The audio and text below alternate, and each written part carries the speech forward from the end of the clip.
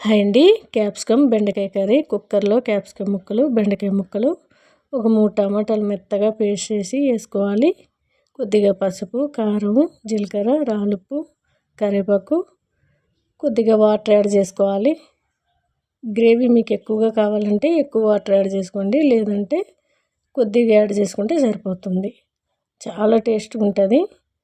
పాలమిగడ కూడా కొద్దిగా వేసుకోవాలి. మనకి సాల్టు, ఉప్పు, కారం మేము చాలా తక్కువ తింటాము. మీకు కావాలంటే ఎక్కువ వేసుకోవచ్చు.